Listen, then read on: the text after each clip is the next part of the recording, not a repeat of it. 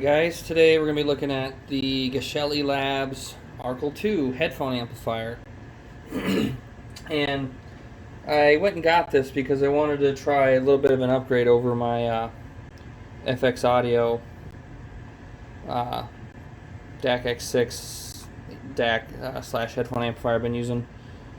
And that just does not want to focus. But and see if it would be a noticeable upgrade from this, because this is kind of this does really well, but it's a budget option.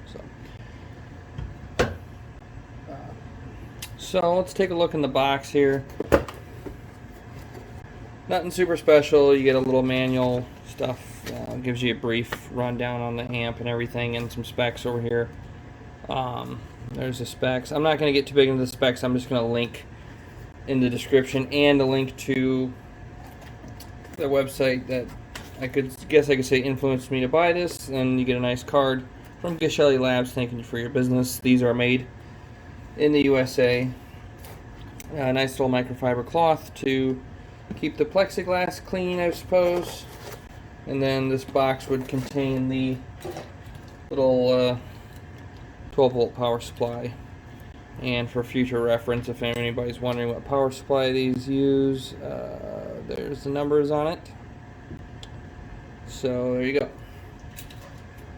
But that's all you get is the headphone amp and this little bit of paperwork and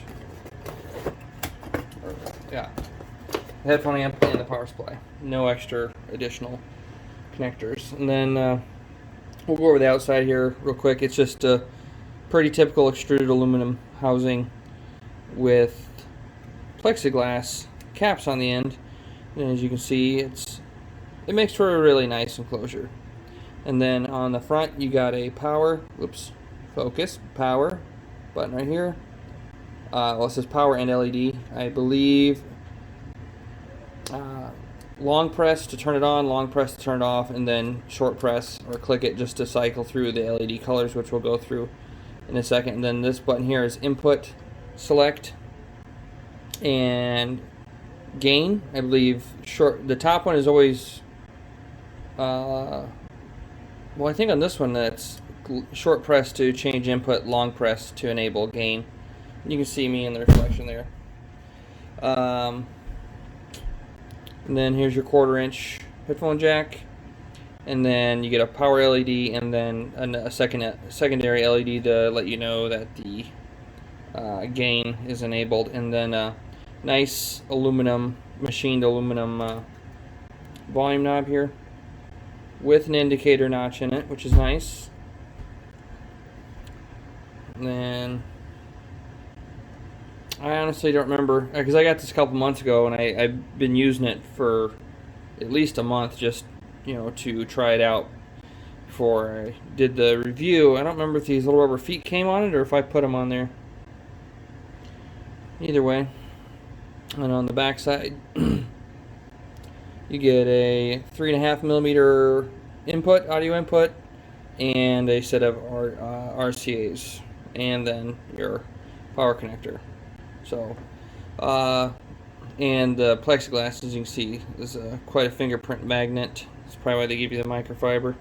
And then I went with the white enclosure with the smoked plexiglass. And I have to look it up or bring up the thing here because it comes in. When I got this, there wasn't very many colors available, and now there's a lot more colors available. And typically this runs right around $140. Well, let's see. For the outer enclosure, you get matte black, silver, white, blue, red, purple, black/blue mist. And then for the plexiglass color, you can get clear, smoked black, which is what I got, purple, teal, pink, yellow, light blue, neon yellow, neon orange, neon pink, amber, and dark blue. And you can, between this color and this color, you can do whatever combination you want when you order it. And so it's kind of cool that they give you so many color options for people that really want to I don't know, color coordinate, or they really have a favorite color they adhere to with their headphone gear, etc. And then I've been testing it with my HD6XXs, the SMSL M100 DAC, and the newer topping E30 DAC. And I don't have them here. My daughter has them, but my KPH 30s as well. It's just kind of more of an entry-level headphone. And then I wouldn't call these high-end, but maybe a mid-tier headphone. But these are the best headphones I got. I don't invest too much in headphones just because I don't listen to music on headphones a lot, but I wanted to try something according to audio science research much better than something like this. And I've been content with this just because I don't listen to music on headphones very often. But according to audio science research forum website, this DAC in testing scores not just in its SYNAD, but in many other attributes really high for its price. It's one of the highest scoring headphone amps on the chart, competing with headphone amps that are many times its price. So when I was looking for a headphone amp, this one, I think the only other one I looked at might have been the Magni Heresy, the new black and red one. But I think where I landed, this one eked it out just a little bit. I liked other things I'd heard about Geshelli, so I figured I'd try this one out, and maybe in the future I'll try the shit one out too. But I went this route because I liked, honestly, it boiled down because the specs both of them were really good, but I wanted to do the white with smoked black front and back, and I just wanted to try out the color. And now you can even get even more colors. And my experience with it, I'm not going to get too deep into like some of the headphone guys that have all kinds of super high-end headphones. Just my experience using it in the last month and a half against this. And here, I still have to review the topping E30, but this compared to this, for the most part, if you're listening to good quality content, obviously, if you're streaming off Spotify and everything, you may not notice the difference so much. But with good quality, I do have some actual HD tracks and other high quality digital content and some Chetsky CDs and stuff. For everyday music and stuff, the difference, like these two DACs with this, the E30 sounds a little bit cleaner, better, I guess, to my ears. But in a blind test, if I didn't know which one was hooked to this, I can almost guarantee I would not know the difference. But finally, my air conditioner shut off. It's 102 today in Iowa. Where was I? But yeah, for basic everyday music, don't really notice much of a difference, really. Spotify and just YouTube and just whatever. But you get into some of the higher quality sources and stuff. Excuse me. I don't like to use audiophile words like milky and warm and smooth and whatever. But I'm just going to say it did seem a lot cleaner, more lively, airy, realistic, I guess. Because this amp is just super clean. Whether I used the Sennheiser HD6XXs or my Koss KPH 30Is, and then for some of the music, I actually, with either one of these, I prefer the Koss KPH 30Is over the Sennheisers. But it did seem a little bit cleaner and better. Now, far as how much, because even on the lower end, like these two together, is going to be about $200 for those two. This comes with a DAC in it. It does not have any sort of analog input, so you can't use an external DAC. You have to use the DAC that's in this, which is Not a good DAC. It's not terrible, but it's not nearly as good as the DAC that's in this. But this is about 200 bucks. And this is probably one of the better or best, little DACs. I think the M100, usually you can find them for about 60 or 70 bucks, and it's got really good performance. But either way, 200 bucks, about 60 or 70 bucks. And I even had my wife listen, and she arguably is better at listening to music than I am, because she was a flautist for many years and can read and hear and play music. And she agreed. This setup does sound, I don't know, just to be simple, cleaner and better, more realistic and lively than this. But it's not, again, depending on how much you value this stuff, this is 3 times the cost of this, pretty much. So that's something you have to decide for yourself if it's worth it. Me, I'll probably be keeping it for a while, because I do enjoy going back and forth, and it's more apparent when you go back and forth, rapidly or whatever. You do know some of the differences in some songs and stuff. Like I said, it's more in higher quality content than everyday content, we'll say. But it's one of those things, like if I listen to this, enjoy a couple songs, and then a week later I listen to this, I don't really notice much of a difference. And like I said, again, it all comes down to personal preference and personal value, how much you value this hobby, or whatever you want to call it. So, but either way, I'm not saying, I still think this headphone amplifier is an absolute bargain at its price, because what other amplifiers cost that perform in this region are far more expensive. So for me, even though it's not a huge improvement over something like this, I will say it is an improvement. But the margin in there, it will have to be determined by the user. This headphone amplifier still is performing way above its price range, which is good. That's one reason I like Geshelli, is they seem to make really good products for the price, and they're American made.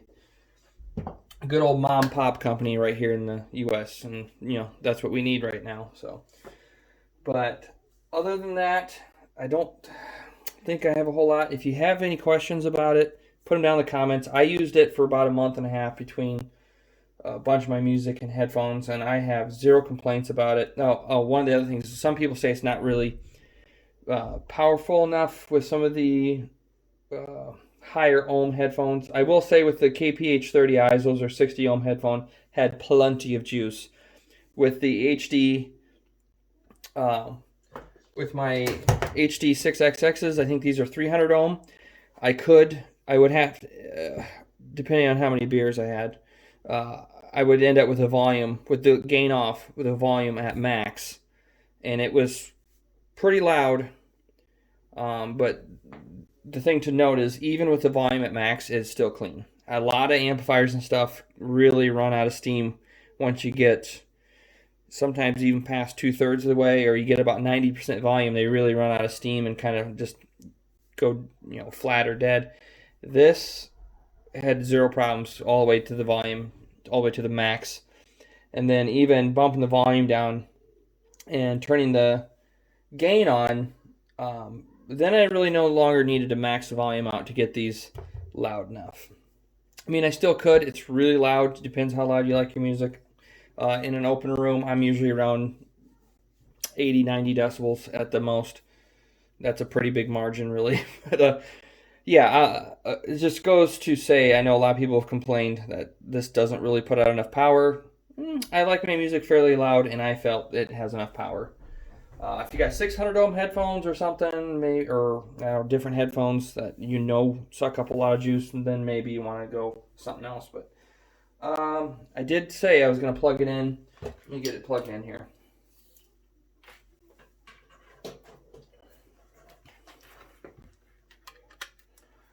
All right, plugged in. One's already powered on. Oops, let's power it off. All right, powered off. Here, let me turn off some of these lights. Turn down the lights a little bit. All right, we'll do long press to turn it on. Turn it on. It does this little light show. All right, now it's on, and you can kind of see it lights up this. I don't know. It looks to be like a laser etched Geshelli Labs Archel 2 Pro, and if you push the power button, it just cycles through the LEDs. You get red, blue, off, red and blue, which kind of gives it this purple accent, which I think purple is Geshelli's kind of colors they tend to use. Red, yep. I usually leave it on the purple. I like purple. And then the button next to it is your input. Short press, I think, is to cycle through your inputs, and then long press this, the gain LED should come on. There, you'll hear a little relay click when the gain is coming on and off. There you go. I'll do it again. So very nice. Everything feels good too. If I didn't mention it already, it feels solid. I know this is a very not in a negative way. It seems like a very stripped down, simple way to assemble a headphone amplifier. But I'm assuming they're doing this so they can put all the R&D money or whatever into the amplifier. The amplifier comes first and then the enclosure, which is fine, because even if this is a budget enclosure, I absolutely love it. I think it's great. I like the look. I like the style. It's a very economical way of making a nice looking little amplifier. And then yeah, we'll look from the back. It kind of lights up from the back. Very cool. It's kind of become Geshelli's style. So yeah, and we'll power it back down. There you go. Well, here. There it goes. That's what it looks like sitting up. Here, I'll turn the lights off. There. It's got this nice purple glow coming out the front. Very cool. I think that was about it on this one. Again, it's been a while since I made a video. Really wasn't prepped. I forgot about making the video for this for a while. It's been sitting off to the side, and getting it back out to use it some more, and I realized I hadn't made a video on it yet. But yeah, if you're looking for an excellent, I truly mean excellent headphone amplifier for a very affordable price, $140 is not bad compared to what some of these headphone amplifiers cost. And this one performs well above its price range, so definitely consider this one if you're looking for an affordable high-end headphone amplifier. All right, guys, I think that's it. I'm just rambling now, so comments down below. I'll put a link in the description to their website and Audio Science Review so you can see all the specs and performance on this thing. And have a good day.